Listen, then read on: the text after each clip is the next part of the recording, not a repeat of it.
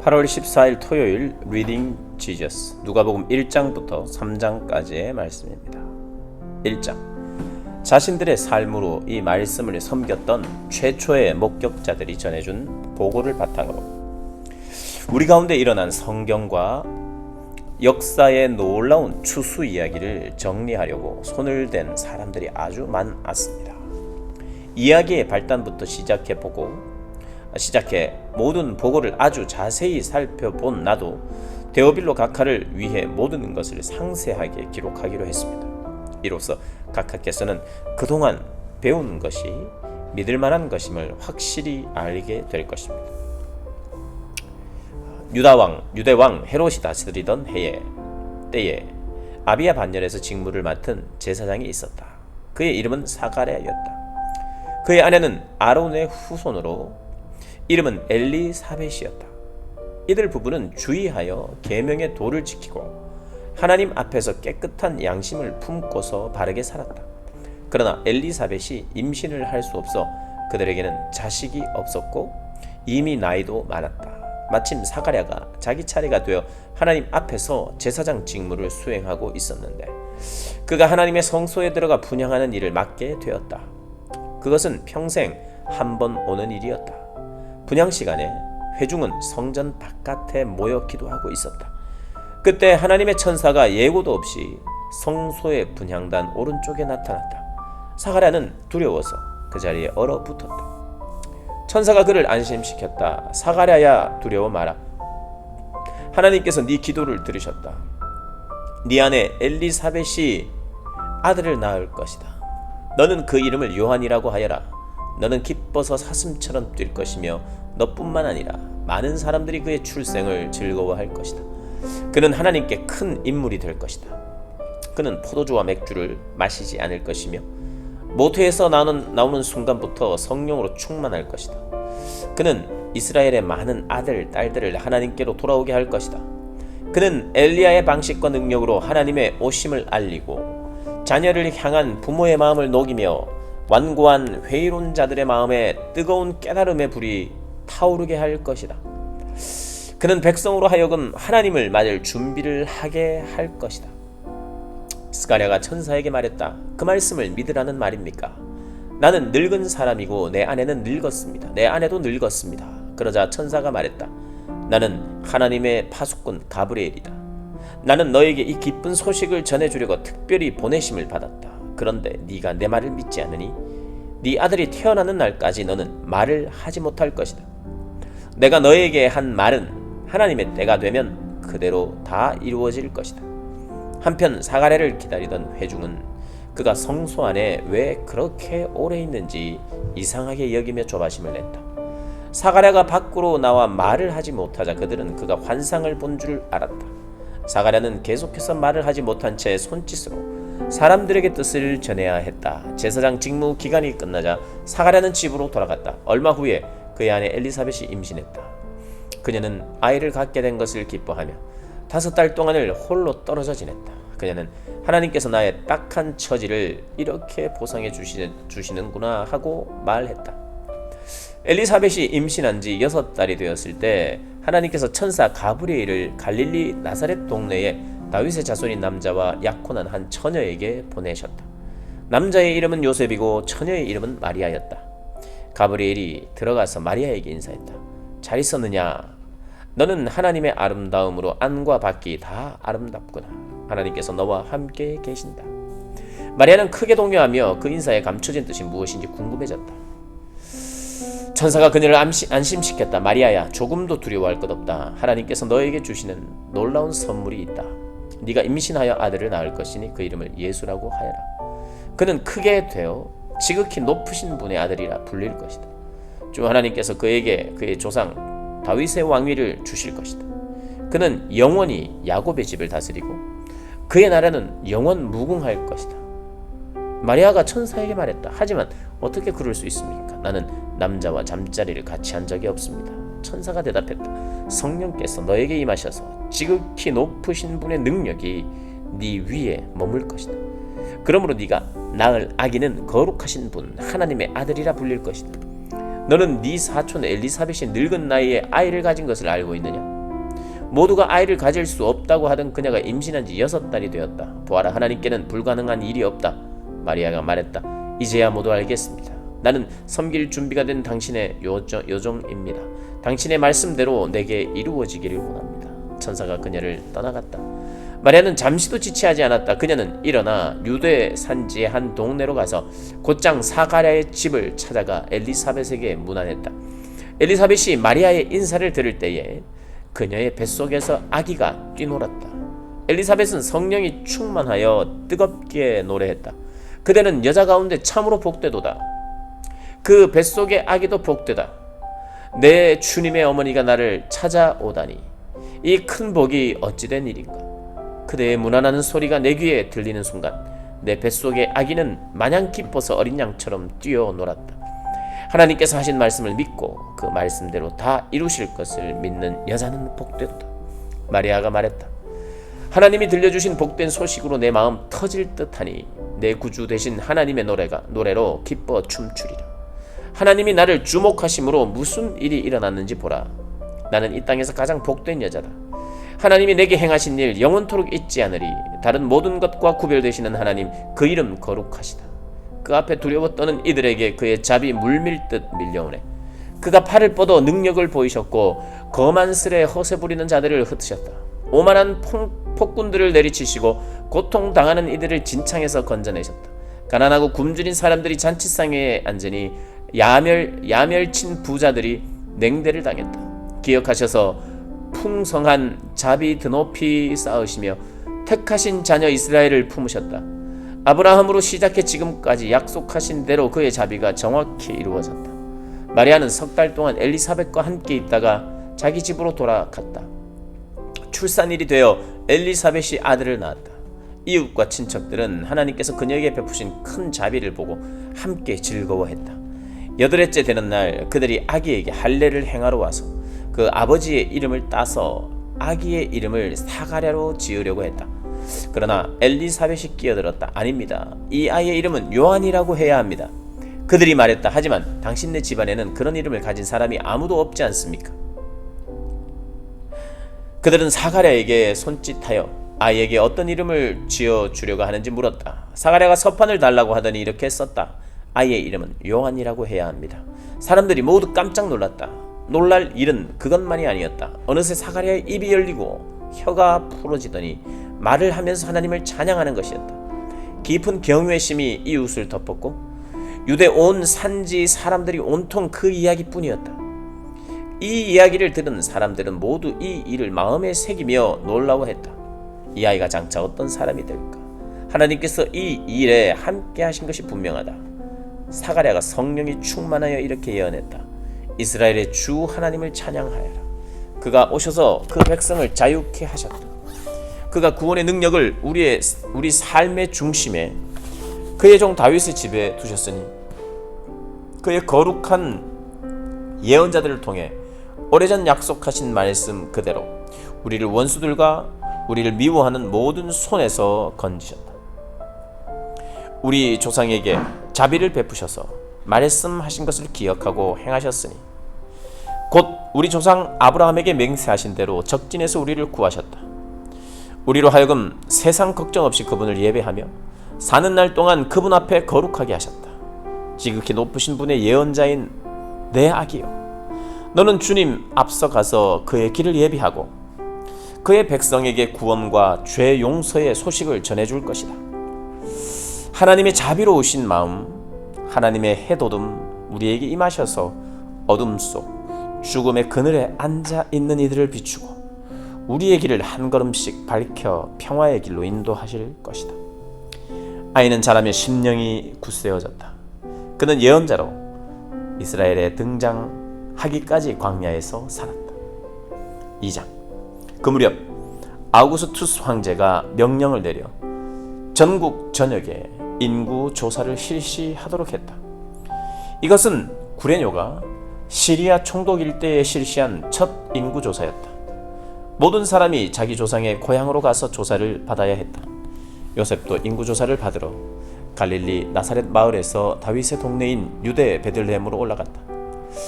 그는 다윗의 자손이었으므로 그곳으로 가야 했다. 요셉은 약혼녀 마리아와 함께 갔는데 그녀는 임신 중이었다. 그들이 거기 머무는 동안 출산할 때가 되었다. 마리아는 첫 아들을 낳았다. 여관에 방이 없어서 그녀는 아기를 포대기에 싸서 구유에 누였다. 근처 들에서 목자들이 밤을 새며 양떼를 지키고 있었다. 그때 갑자기 하나님의 천사가 그들 가운데 서고 하나님의 영광이 그들 주위를 두루 비추었다. 목자들은 두려워 떨었다. 천사가 말했다. 두려워 마라. 내가 여기 온 것은 온 세상 모든 사람을 위한 놀랍고 기쁜 사건을 알려주기 위해서다. 방금 다윗의 동네에 구주가 나셨으니 그는 메시아요 주님이시다. 너희는 가서 포대기에 쌓여 구유에 누워 있는 아기를 찾아라. 어느새 어마어마한 천사 합창대가 나타나서 그 천사와 더불어 하나님을 찬양했다. 높은 하늘에서는 하나님께 영광, 땅에서는 그분을 기쁘시게 하는 모든 사람에게 평화. 천사 합창대가 하늘로 물러가자 목자들이 서로 의논했다. 어서 베들레헴으로 가서 하나님이 우리에게 계시해 주신 것을 우리 눈으로 직접 보자. 그들은 그곳을 떠나 한다름에 달려가서 마리아와 요셉과 구유에 누워있는 아기를 찾아냈다. 목자들은 두 눈으로 직접 보고 믿었다. 그들은 만나는 모든 사람에게 천사들이 그 아기에 대해 해준 말을 전했다. 목자들의 이야기를 들은 사람들은 모두 깊은 감동을 받았다. 마리아는 이 모든 것을 마음 깊이 간직해 두었다. 목자들은 보고 들은 모든 것으로 인해 하나님께 영광과 찬송을 돌려드리며 벅찬 가슴으로 돌아갔다. 정확히 자기들이 들은 그대로 되었던 것이다. 여덟째에 할례를 행할 날이 되어 아기의 이름을 예수라고 지었다. 이는 아기가 잉태되기 전에 천사가 준 이름이었다. 모세의 규정에 따라 정결 예식을 치를 날이 되자 마리아와 요셉은 아기를 데리고 예루살렘으로 올라갔다. 어머니의 태에서 처음 난 남자는 누구나 하나님께 거룩한 제물이 되어야 한다고 규정한 하나님의 율법을 따라 아기를 하나님께 바치려는 것이었다. 또한 하나님의 율법에 정한 대로 산 비둘기 한 쌍이나 집 비둘기 새끼 2마리를 희생 제물로 드리려는 것이었다. 당시 예루살렘에 시므온이라는 사람이 있었는데 그는 이스라엘이 구원받기를 바라고 기도하며 살아온 선한 사람이었다. 성령께서 그 사람 위에 머물러 계셨다. 일찍이 성령께서 그가 죽기 전에 하나님의 메시아를 볼 것이라고 그에게 일러주셨다. 시므온은 성령께 이끌려 성전으로 들어갔다. 마침 아기 예수의 부모가 율법에 규정한 예식을 행하려고 아기를 데려왔다. 시므온은 아기를 품에 안고 하나님을 찬양했다. 하나님, 이제 이 종을 놓아주시되 약속하신 대로 저를 평안히 놓아주셨습니다. 제 눈으로 주님의 구원을 보았고 모든 사람이 볼 수 있도록 밝히 드러났습니다. 이는 이방 나라들의 하나님을 계시하는 빛이요 주님의 백성 이스라엘에게는 영광입니다. 예수의 부모는 이 말에 놀라서 아무 말도 하지 못했다. 시므온이 그들을 축복하면서 어머니 마리아에게 말했다. 이 아기는 이스라엘 가운데 많은 사람들의 실패와 회복의 표이자 오해와 반대를 받을 인물, 당신의 마음을 칼로 찌를 고통입니다. 그러나 그 거부는 오히려 그들의 가면을 벗겨내어 마침내 하나님께서 그들의 실체를 드러내실 것입니다. 아셀 지파 바누엘의 딸인 예언자 안나도 거기에 있었다. 안나는 나이가 아주 많았다. 그녀는 결혼하고 7년 만에 혼자 된 이후로 84살이 되도록 과부로 살았다. 안나는 성전 경내를 떠나지 않고 금식하고 기도하며 밤낮으로 하나님께 예배를 드렸다. 시므온이 기도하고 있는 바로 그때에 안나가 나타나 하나님께 찬송을 드리면서 예루살렘의 해방을 간절히 기다리는 모든 사람에게 이 아기에 대해 이야기해 주었다. 마리아와 요셉은 하나님의 율법에 규정된 일을 다 마치고 갈릴리에 있는 자기 동네 나사렛으로 돌아왔다. 거기서 아이는 튼튼하고 지혜롭게 자랐다. 하나님의 은혜가 그 아이 위에 머물러 있었다. 해마다 6월절이 되면 예수의 부모는 예루살렘으로 순례길을 떠났다.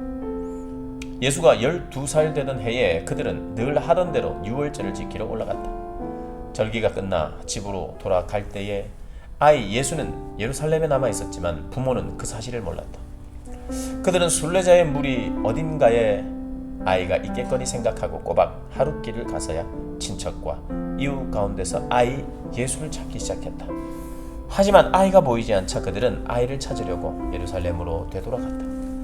이튿날 예수의 부모는 성전에서 아이를 찾았다. 아이는 선생들 틈에 앉아서 그들이 하는 말을 듣기도 하고 질문하기도 했다. 선생들은 아이의 예리한 답변에 감탄하며 다들 아이에게 사로잡혀 있었다. 그러나 부모는 감탄하지 않았다. 그들은 화가 나서 마음이 상해 있었다. 어머니가 말했다. 얘야, 왜 이렇게 했느냐?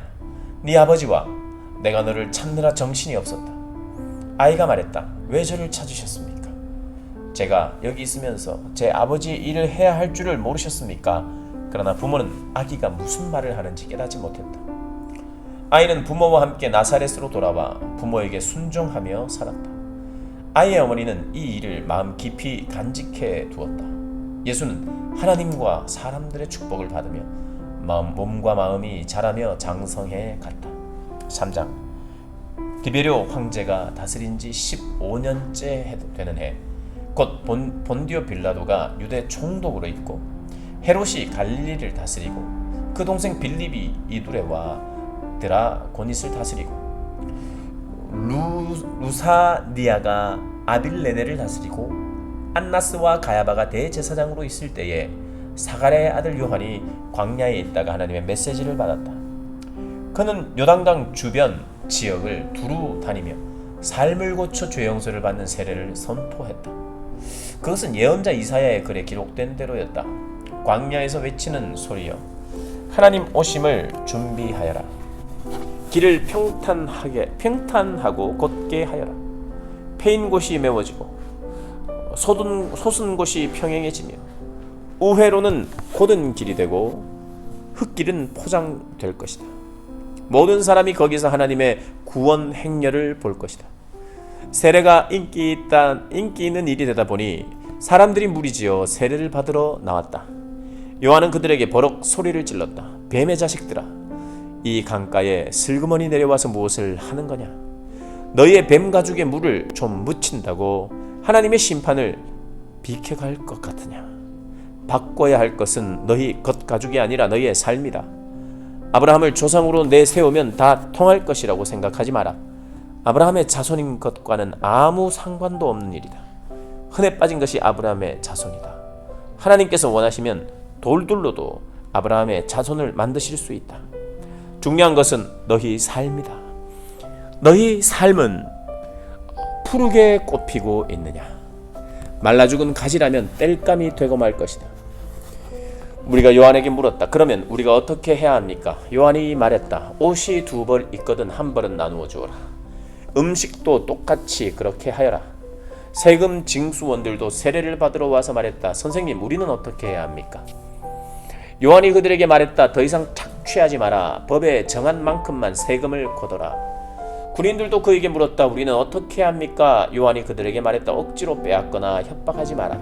너희가 받는 봉급으로 만족하여라. 어느새 사람들의 관심이 고조되어 있었다. 그들은 모두 이 요한이 혹시 메시아가 아닐까 하고 궁금해하기 시작했다. 그러자 요한이 끼어들었다. 나는 이 강에서 세례를 주고 있다. 이 드라마의 주인공은 너희 안에 천국의 삶과 불과 성령을 발화시켜 너희를 완전히 바꾸어 놓으실 것이다. 그렇게 그분께 비하면 나는 잔 심부름꾼에 지나지 않는다. 그분은 집을 깨끗이 할 것이다. 너희 삶을 대대적으로 정리하실 것이다. 그분은 참된 것은 모두 하나님 앞 제자리에 두시고 거짓된 것은 모두 끄집어내어 쓰레기와 함께 태워버릴 것이다. 그 밖에도 많은 말을 들려주셨는데 사람들에게 힘이 되는 말, 용기를 북돋아주는 말이었다. 메시지였다. 그러나 자기 동생 빌립의 아내 헤로디아의 일로 요한에게 책망을 받고 마음이 찔렸던 통치자 헤롯은 자신의 수많은 악한 행동에 한 가지 악행을 더했다. 요한을 감옥에 가둔 것이다. 사람들이 모두 세례를 받은 뒤에 예수께서 세례를 받으셨다. 예수께서 기도하실 때에 하늘이 열리고 성령이 비둘기같이 그분 위에 내려오셨다. 성령과 더불어 한 음성이 들려왔다.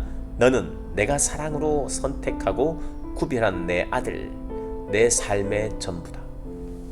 예수께서 공생애를 시작하실 때 나이가 30살쯤 되셨다.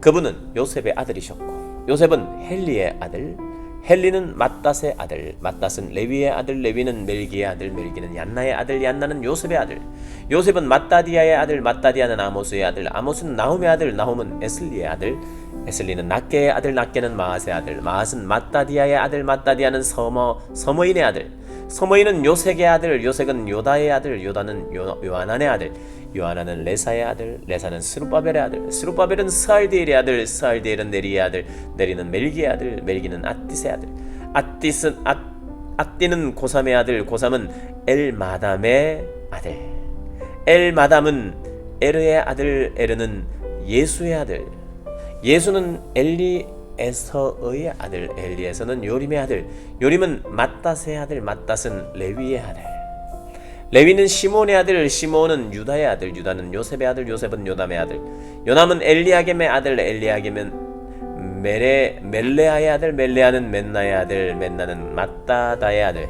맏다다는 나단의 아들, 나단은 다윗의 아들, 다윗은 이새의 아들, 이새는 오벳의 아들, 오벳은 보아스의 아들, 보아스는 살몬의 아들, 살몬은 나손의 아들, 나손은 아미나답의 아들, 아미나답은 아드민의 아들, 아드민은 아니의 아들, 아니는 헤스론의 아들, 헤스론은 베레스의 아들, 베레스는 유다의 아들, 유다는 야곱의 아들, 야곱은 이삭의 아들, 이삭은 아브라함의 아들, 아브라함은 데라의 아들, 데라는 나홀의 아들, 나홀은 스룩의 아들, 스룩은 르우의 아들, 르우는 벨렉의 아들, 벨렉은 헤버의 아들, 헤버는 실라의 아들, 실라는 가이낫의 아들, 가이난의 아들, 가이난은 아박삿의 아들, 아박삿은 셈의 아들, 셈은 노아의 아들, 노아는 레멕의 아들, 레멕은 무드셀라의 아들, 무드셀라는 에녹의 아들, 에녹은 야렛의 아들, 야렛은 마할랄렐의 아들, 마할랄렐은 가이난의 아들, 가이난은 에노스의 아들, 에노스는 셋의 아들, 셋은 아담의 아들, 아담은 하나님의 아들이었다. 아멘.